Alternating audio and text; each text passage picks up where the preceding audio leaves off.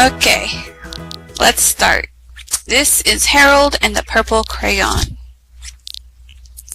One evening, after thinking it over for some time, Harold decided to go for a walk in the moonlight. There wasn't any moon, and Harold needed a moon for a walk in the moonlight, and he needed something to walk on. He made a long, straight path so he wouldn't get lost, and he set off on his walk, taking his big purple crayon with him. But he didn't seem to be getting anywhere on the long, straight path, so he left the path for a shortcut across the field, and the moon went with him. I know, right? Wow. He's really good at drawing trees, though. The shortcut led right to where Harold thought a forest ought to be. He didn't want to get lost in the woods, so he made a very small forest with just one tree in it. But it turned out to be an apple tree. The apples would be very tasty, Harold thought, when they got red. So he put a frightening dragon under the tree to guard the apples. It was a terribly frightening dragon. It even frightened Harold. He backed away. His hand holding the purple crayon shook. Suddenly he realized what was happening. But by then Harold was over his head in an ocean. He came up thinking fast, and in no time he was climbing aboard a trim little boat. He quickly set sail, and the moon sailed along with him. After he had sailed long enough, Harold made land without much trouble. He stepped ashore on the beach, wondering where he was. The sandy beach reminded Harold of picnics, and the thought of picnics made him hungry. So he laid out a nice, simple picnic lunch. There was nothing but pie, but there were all 9 kinds of pie that Harold liked best. When Harold finished his picnic, there was quite a lot left. He hated to see so much delicious pie go to waste. So Harold left a very hungry moose and a deserving porcupine to finish it up. And off he went, looking for a hill to climb to see where he was. Harold knew that the higher up he went, the farther he could see, so he decided to make the hill into a mountain. If he went high enough, he thought, he could see the window of his bedroom. He was tired, and he felt he ought to be getting to bed. He hoped he could see his bedroom window from the top of the mountain. But as he looked down over the other side, he slipped. And there wasn't any other side of the mountain. He was falling in thin air. But luckily, he kept his wits and his purple crayon. He made a balloon and he grabbed onto it. And he made a basket. And he made a basket under the balloon big enough to stand in. He had a fine view from the balloon, but he couldn't see his window. He couldn't even see a house. So he made a house with windows, and he landed the balloon on the grass in the front yard. None of the windows was his window. He tried to think where his window ought to be.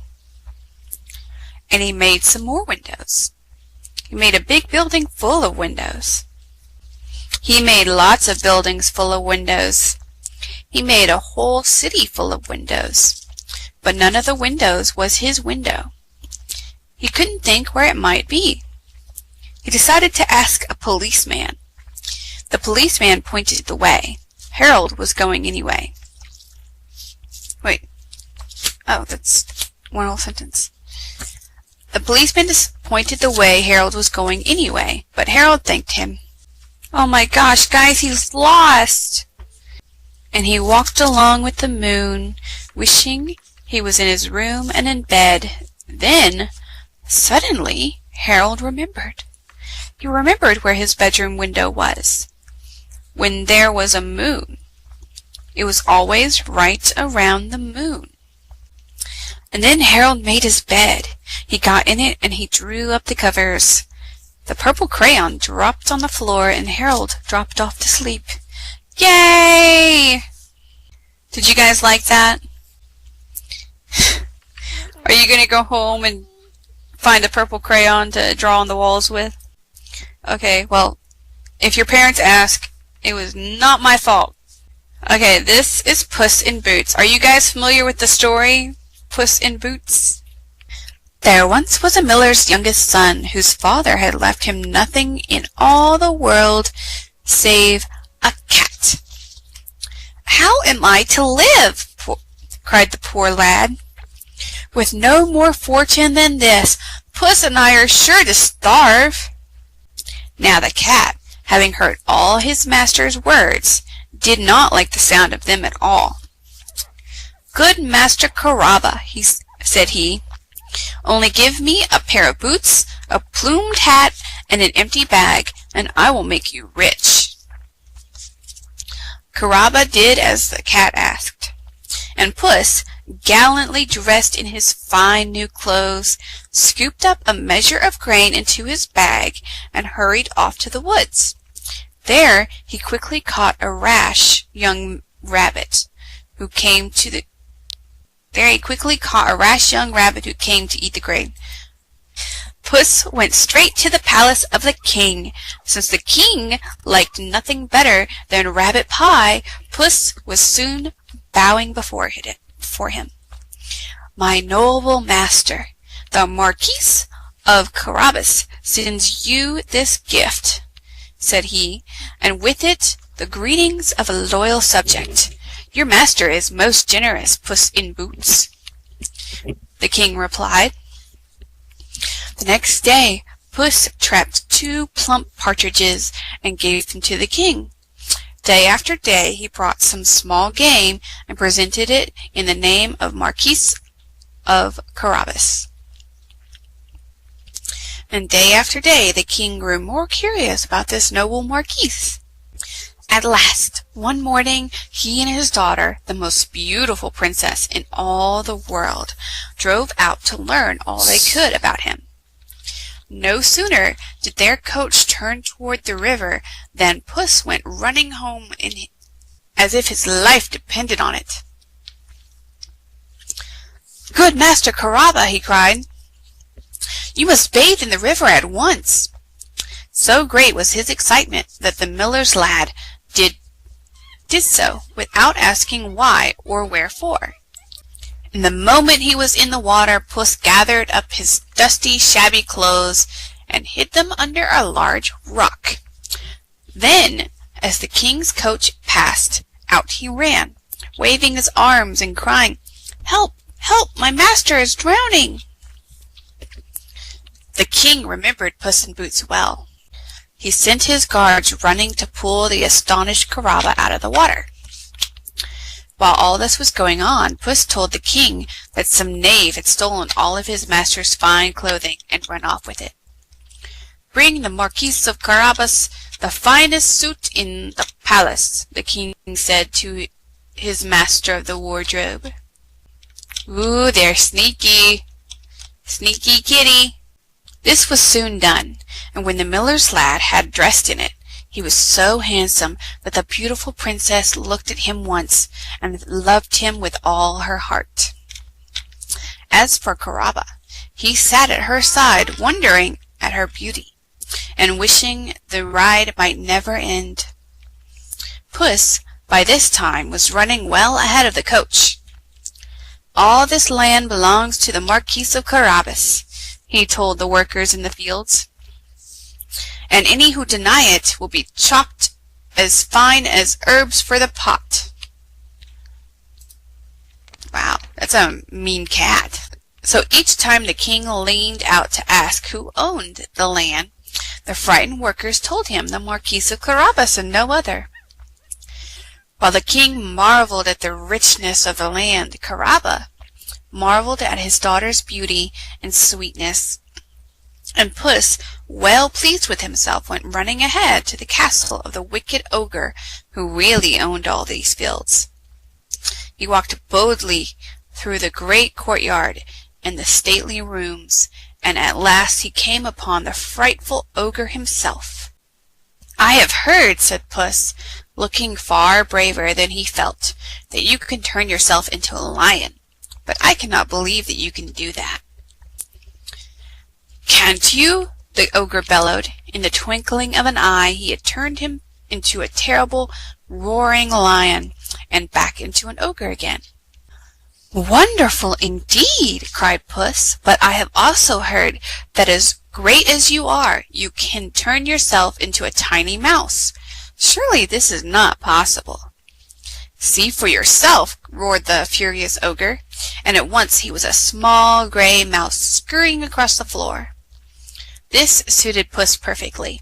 One pounce, and both mouse and ogre were gone forever. Puss ran to the gates, barely in time to throw them open for the royal coach. "Welcome to the castle of my noble master, the Marquis of Carabas," he cried. When the king saw the richness and beauty of the castle, he was sure that the Marquis of Carabas was a proper young man indeed. And after a magnificent feast that Puss had ordered prepared, he declared that no one but the noble Marquis was worthy of his daughter's hand. Both Caraba and the princess were overjoyed. Their wedding took place that very day. And no one rejoiced more than Puss, who lived with the Marquis and his beautiful bride forever after. The end. Okay, so where were we on Narnia? Chapter 2, wasn't it? Okay. Yes, Randy. It was chapter 2. No. It's chapter 2. It's okay, sweetie. You want to know the secret, Alyssa? Niels is recording this whole thing, and he's going to put it on YouTube. So you can never truly miss a story time. Yes, unless Niels misses it, which he did miss last time. But I did not read Narnia last time because I didn't want you guys to miss a chapter. Okay, so where were we?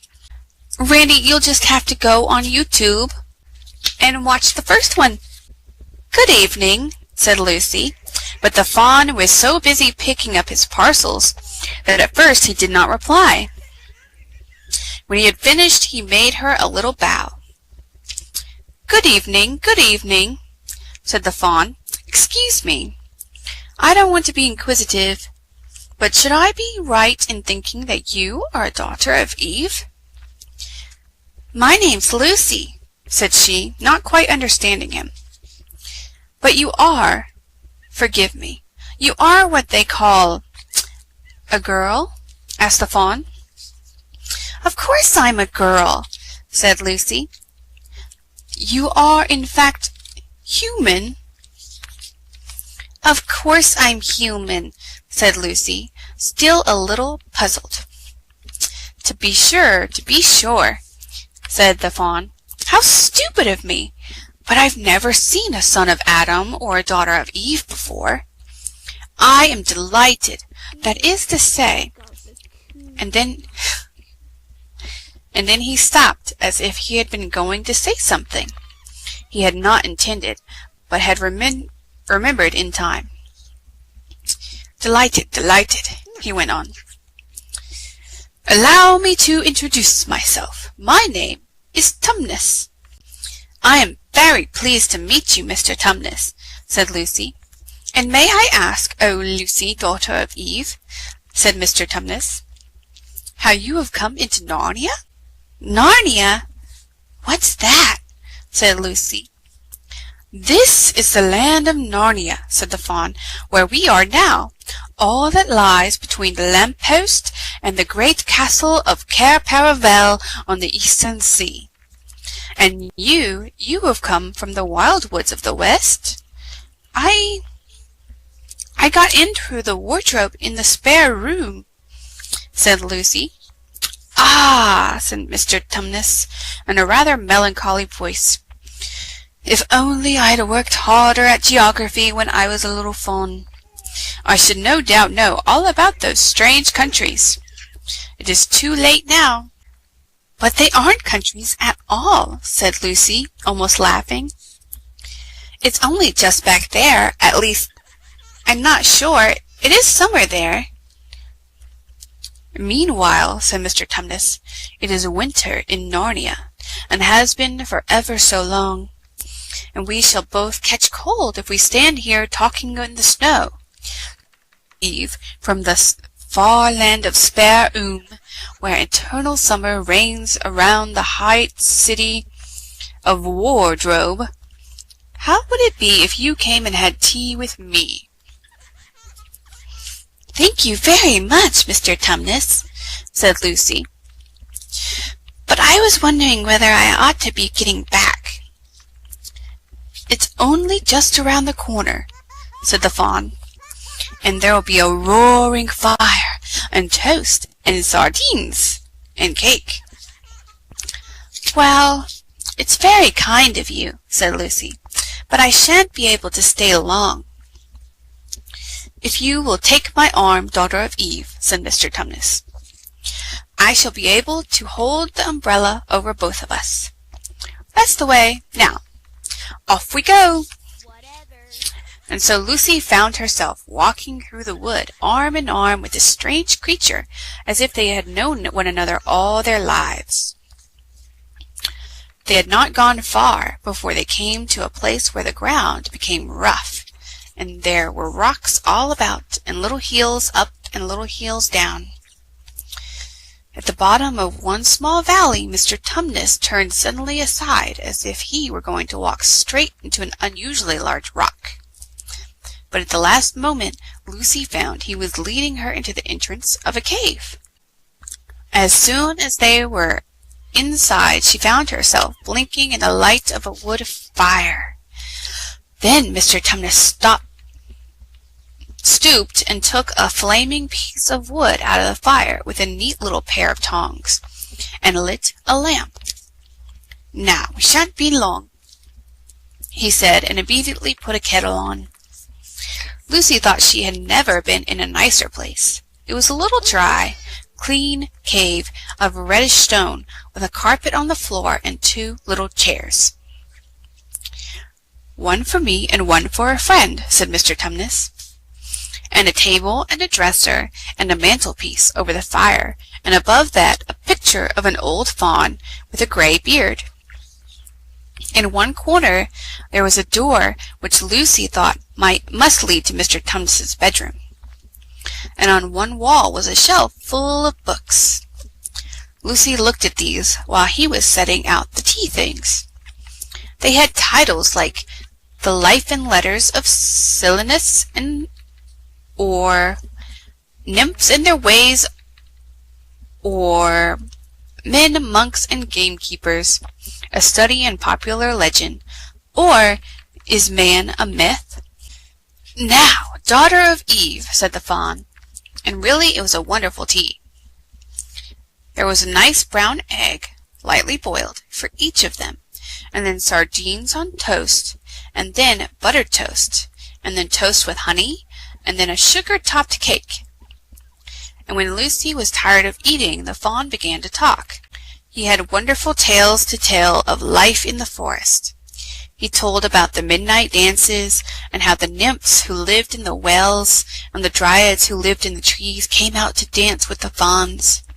About long hunting parties after the milk-white stag, who could give you wishes if you caught him. About feasting and treasure-seeking with the wild red dwarfs in deep mines and caverns far beneath the forest floor. And then about summer, when the woods were green and the old Silenus on his fat gray donkey would come to visit them, and sometimes Bacchus himself. And then the streams would run with wine instead of water, and the whole forest would give itself up to jollification for weeks on end. Not that it isn't always winter now, he added gloomily. Then, to cheer himself up, he took out from its case on the dresser a strange little flute that looked as if it were made of straw, and began to play. and the tune he played made Lucy want to cry and laugh and dance and go to sleep all at the same time. It must have been hours later when she shook herself and said, "Oh, Mr. Tumnus, I'm so sorry to stop you, and I do love that tune, but really I must go home. I only meant to stay for a few minutes." "It's no good now, you know," said the fawn, laying down his flute and shaking his head at her very sorrowfully. "No good?" said Lucy, jumping up and feeling rather frightened. "What do you mean?" "I've got to go home at once. The others will be wondering what has happened to me." But a moment later she asked, "Mr. Tumnus, whatever is the matter?" For the fawn's brown eyes had filled with tears, and then the tears began trickling down his cheeks, and soon they were running off the end of his nose, and at last he covered his face with his hands and began to howl. "Mr. Tumnus! Mr. Tumnus!" said Lucy, in great distress. Don't! What is the matter? Aren't you well? Dear Mr. Tumnus, do tell me what is wrong." But the fawn continued sobbing, as if his heart would break. And even when Lucy went over to put her arms around him and lent him her handkerchief, he did not stop. He merely took the handkerchief and kept on using it, wringing it out with both hands whenever it got too wet to be any more use. So that presently Lucy was standing in a damp patch. "Mr. Tumnus," bawled Lucy in his ear, shaking him, "do stop! Stop at once! You ought to be ashamed of yourself, a great big fawn like you. What on earth are you crying about?" Oh, sobbed Mr. Tumnus. "I'm crying because I'm such a bad fawn." "I don't think you're a bad fawn at all," said Lucy. "I think you are a very good fawn. You're the nicest fawn I've ever met." Oh, you wouldn't say that if you knew," replied Mr. Tumnus between his sobs. "No, I'm a bad fawn. I don't suppose there was ever a worse fawn since the beginning of the world." "But what have you done?" asked Lucy. "My old father now," said Mr. Tumnus. "That's his picture over the mantelpiece. He would never have done such a thing like this." "A thing like what?" said Lucy. "Like what I've done," said the fawn. "Taken service under the White Witch. That's what I am. I'm in the pay of the White Witch." "The White Witch? Who is she?" Thank you, Niels. "Why, it is she who has got all Narnia under her thumb. It's she who makes it always winter and never Christmas. Think of that!" "How awful!" said Lucy. "But what does she pay you for?" "That's the worst of it," said Mr. Tumnus, with a deep groan. "I'm a kidnapper for her.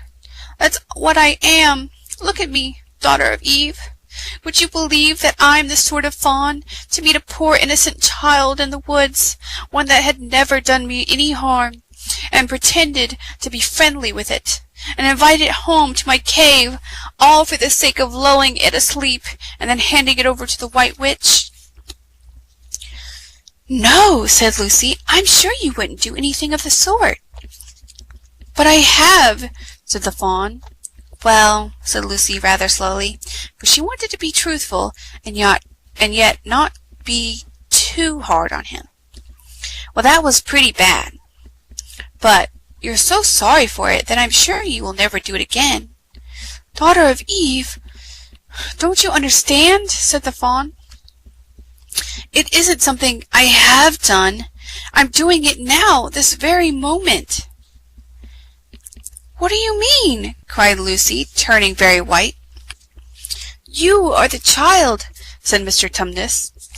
"I had orders from the White Witch that if ever I saw a son of Adam or a daughter of Eve in the wood, I was to catch them and hand them over to her. And you are the first I ever met, and I've pretended to be your friend and asked you to tea.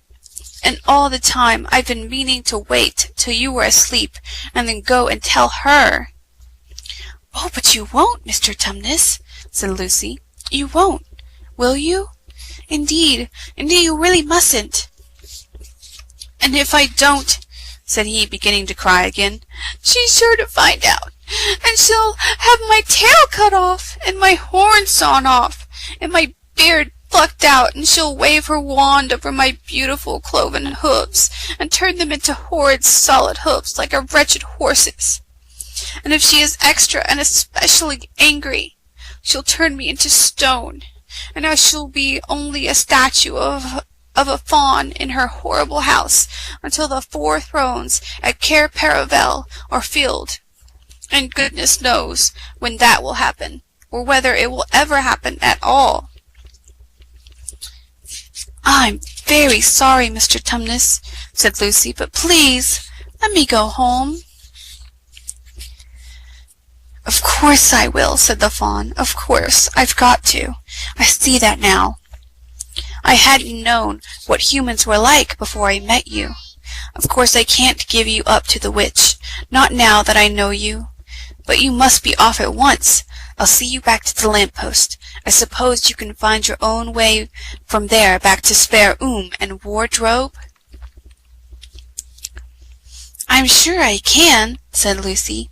"We must go as quietly as we can," said Mr. Tumnus. "The whole wood is full of her spies. Even some of the trees are on her side." They both got up and left the tea things on the table, and Mr. Tumnus once more put up his umbrella and gave Lucy his arm, and they went out into the snow.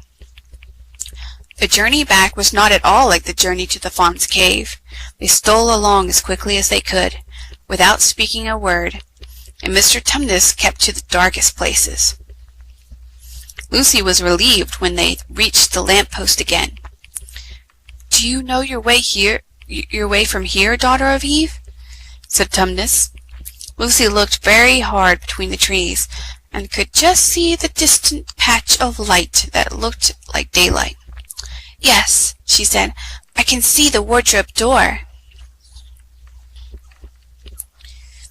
"Then be off home as quick as you can," said the fawn.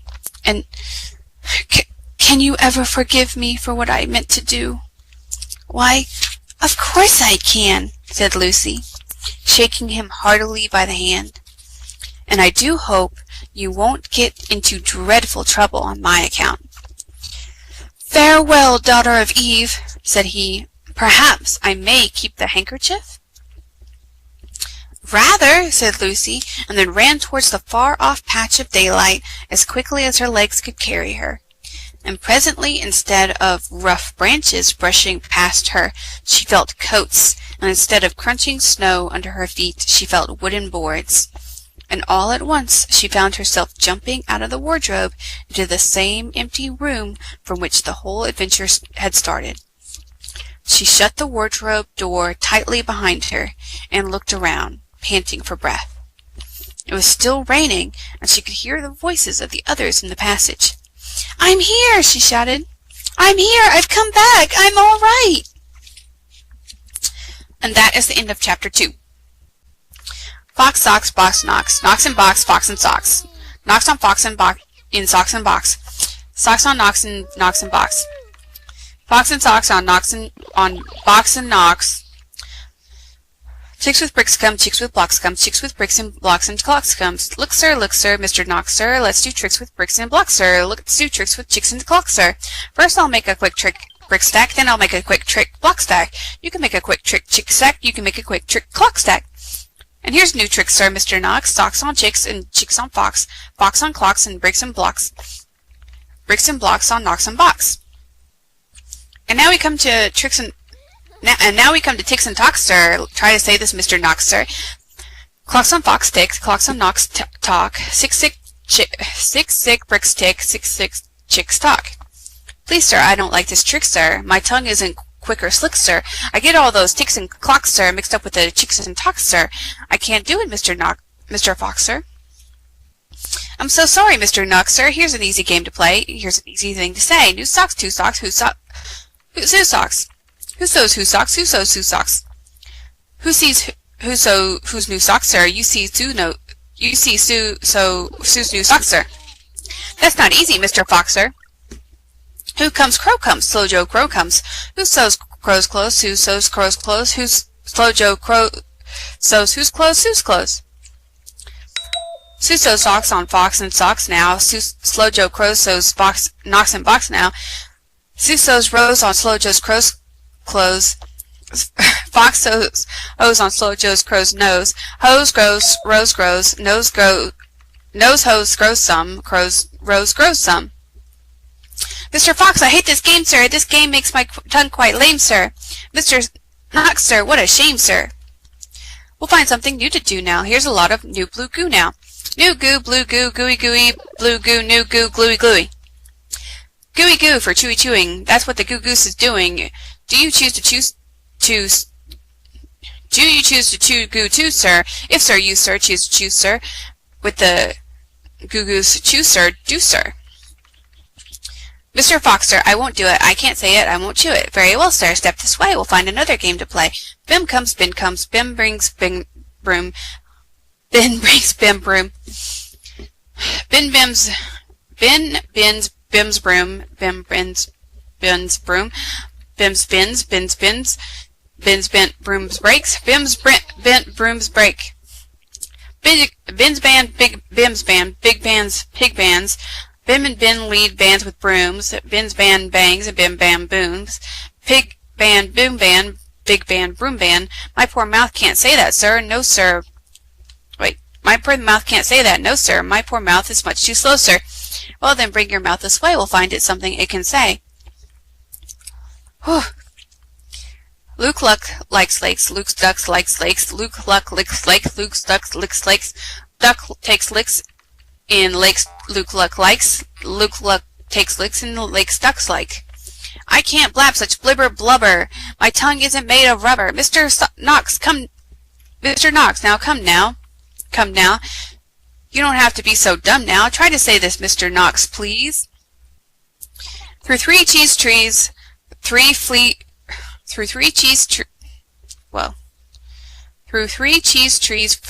three free fleas flew. While these fleas flew, the breeze blew.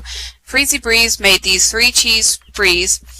Freezy trees made these trees cheese freeze. That's what made these free fleas sneeze.